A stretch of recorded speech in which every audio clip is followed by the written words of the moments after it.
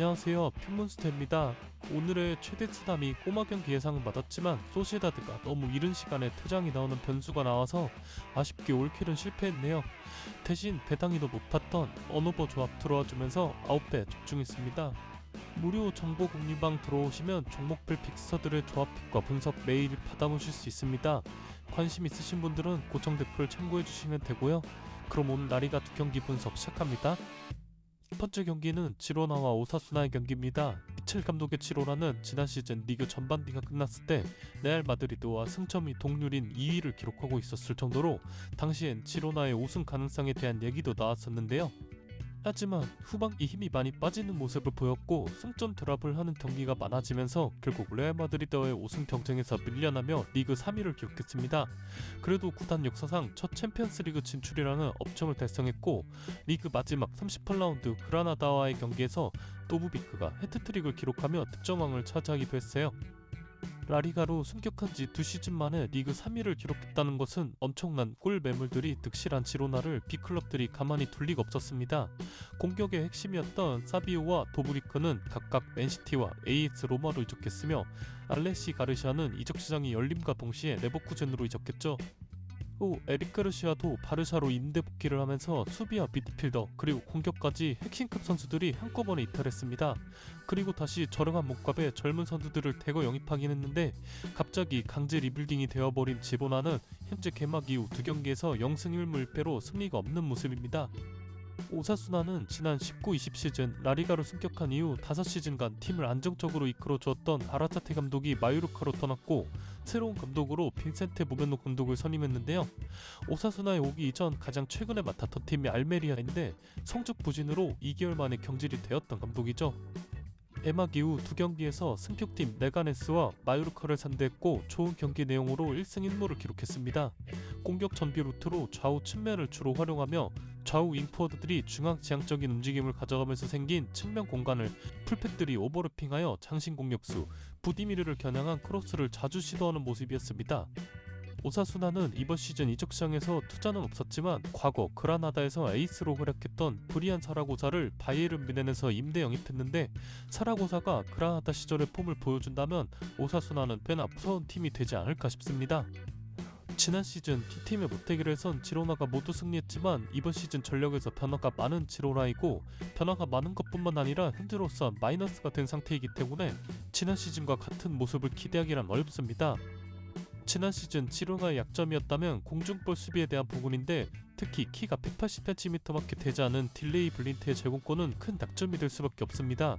축구는 물론 키로 하는 것이 아니라지만 오사수나의 스트라이커 안테 부디미르는 190cm의 제공권과 헤딩 능력 또한 뛰어난 공격수이죠.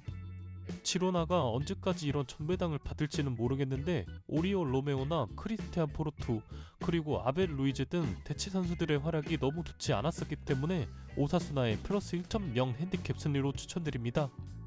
두 번째 경기는 라스팔마스와 레알 마드리드의 경기입니다. 이번 시즌 라스팔마스의 가장 큰 이슈가 있었다면 가르시아 피미엔타 감독이 세비야의 감독으로 떠났습니다. 지난 시즌 피미엔타 감독에 대해서 정말 많이 언급했었고 이 감독의 축구를 보는 재미가 있어 라스팔마스 경기를 제가 자주 팔로우했었는데요. 라스팔마스 정도의 팀이 품기에는 큰 감독이었나 봅니다. 비록 리그 순위는 16위로 낮았지만 전술적인 능력을 인정받아 세비야로 떠났고요. 새로운 감독으로 루이스 카리온 감독을 선임했는데 지난 시즌 라리가 2에서 레알 오비에도를 이끌며 6위를 기록했던 감독입니다. 라스팔마스의 개막전 경기를 봤었는데 세비야를 상대했었고 지난 시즌 전술 기조를 어느 정도 유지하는 모습이었습니다. 하지만 라스팔마스의 가장 큰 단점이 공격에서 퀄리티가 많이 부족하다는 점인데 이 부분이 경기 내용에 비해 라스팔마스가 승점을 챙기지 못한 가장 큰 이유였죠.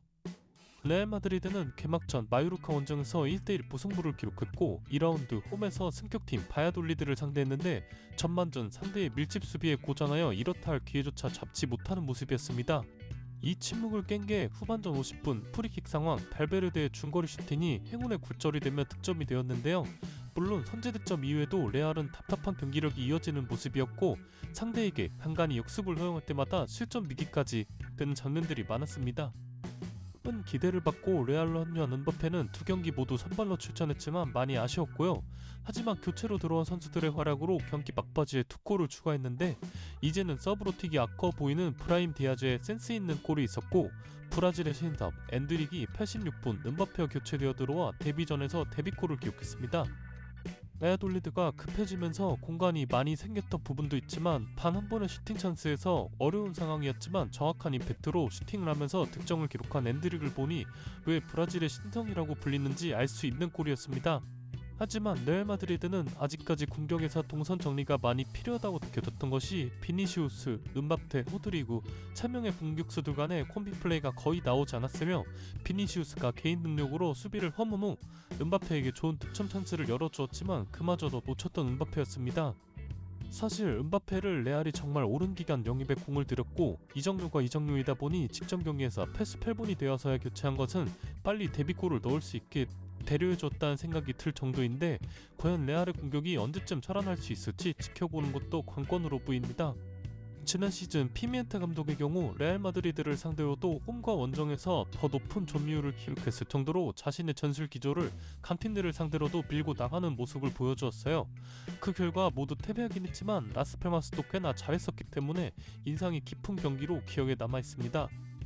제가 레알 마드리드는 시간이 좀 더 필요해 보인다고 얘기했지만 스쿼드 퀄리티로만 경기를 승리할 수 있는 능력이 충분한 모습을 보여주었어요.